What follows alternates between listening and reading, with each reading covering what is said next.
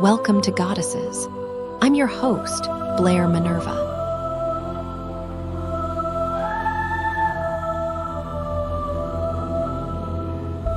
Today on Goddesses, what if the very thing that breaks you becomes the source of your greatest power? Today, we explore how Frida Kahlo transformed unimaginable pain into breathtaking art, and how you can use your own wounds to fuel a life of defiant creativity and strength.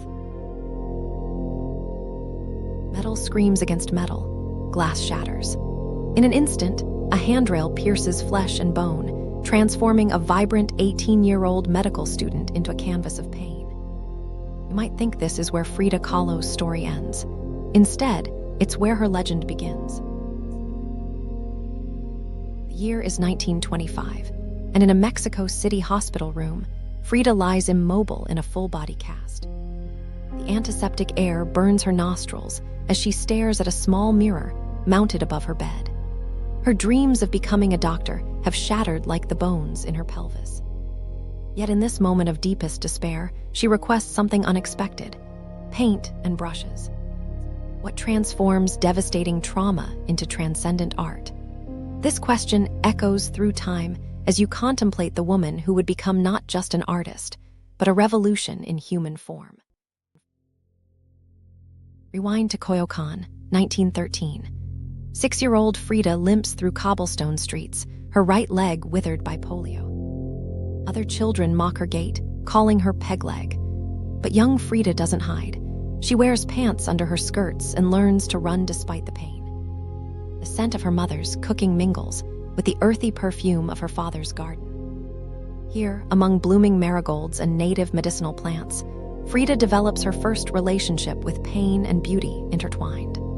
She watches insects with intense curiosity, noting how even the smallest creatures carry on despite injury or deformity.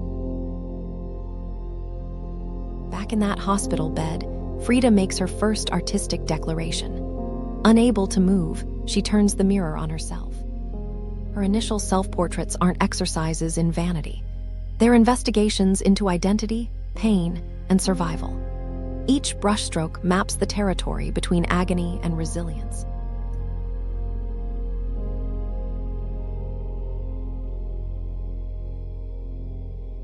This isn't resignation, it's revelation. Through art, Frida begins to transform her suffering into something else entirely. Enter Diego Rivera, the celebrated muralist who becomes both Frida's greatest love and deepest wound.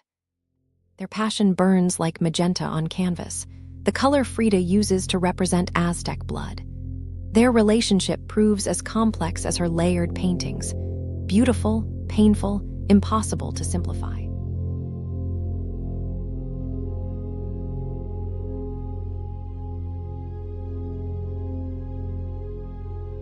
Yet even this pain becomes fuel for her art. Each betrayal, each heartbreak translates into symbols on canvas: thorns, bleeding hearts, exposed organs. In her blue house in Coyoacán, Frida creates a sanctuary. Paint tubes and medical supplies share space on cluttered tables. Her easel stands ready beside her bed, patient as a loyal friend. Here she doesn't hide her pain. She dissects it, studies it, transforms it. The walls breathe with pre-Columbian artifacts and revolutionary posters.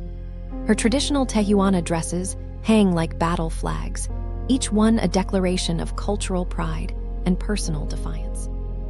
This isn't just a studio. It's an operating theater where Frida performs surgery on her own suffering, extracting beauty from agony.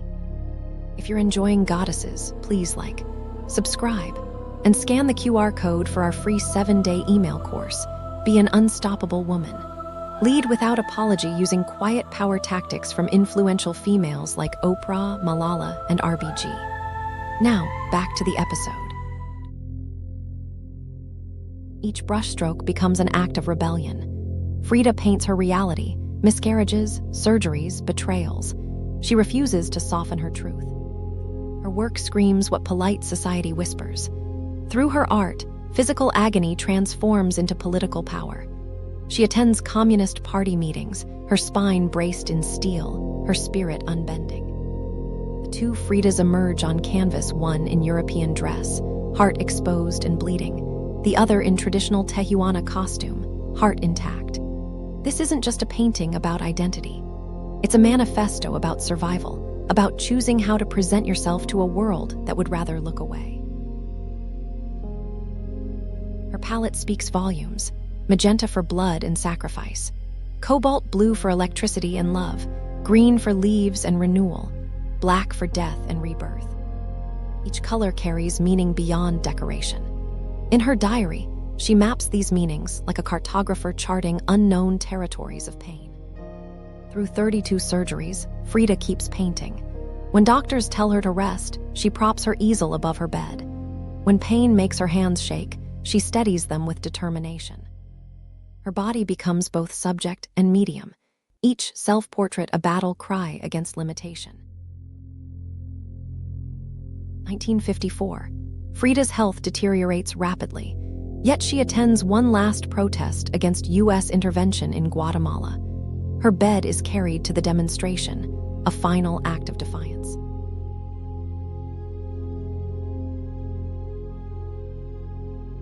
But this isn't where her story ends. Her influence explodes beyond death, inspiring movements for feminism, disability rights, and cultural pride. Her face becomes an icon, her work a testament to the power of transforming personal pain into universal truth. Now consider your own wounds. What if they aren't weaknesses to hide, but raw materials for creation? Frida's legacy isn't about suffering nobly or finding silver linings. It's about transformation, the alchemical process of turning pain into power. You don't need a brush to follow her example. Your medium might be words, music, leadership, or simple human connection. The question isn't whether you have pain, we all do. The question is, what will you make of it? Look in your mirror tonight. Really look. See your scars, visible and invisible.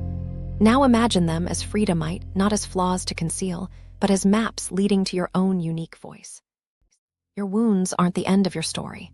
Like Frida's, they could be just the beginning. Pain exploded, shattering not just bone but the very life she knew. From these fragments, she forged an art that defied even her own suffering. What will you forge from yours? On the next episode of Goddesses, Frida's pain was her masterpiece, a vivid, fiery canvas of emotion that echoed through time. But what if that pain wasn't just physical, but also a relentless storm within? Imagine an artist whose mind was both her greatest gift and cruelest tormentor. In the upcoming video, we delve into the life of a woman whose words danced on the precipice of genius and madness, Virginia Woolf. As Frida transformed her suffering into vibrant art, so did Virginia pour her struggles onto the page, forever changing literature's landscape. This week, we explore not just creativity and culture, but the delicate dance between brilliance and brokenness. Please like, subscribe, and scan the QR code, or follow the pinned link to get our free 7-day email course, Be an Unstoppable Woman. 7 days, 7 iconic women. Master the art of quiet power, lead without apology, and turn femininity into your greatest weapon. Click the video that just popped up to watch the next one in this series. Or for episode summaries, behind-the-scenes info, and more, go to daily8.com/god. Thanks for watching.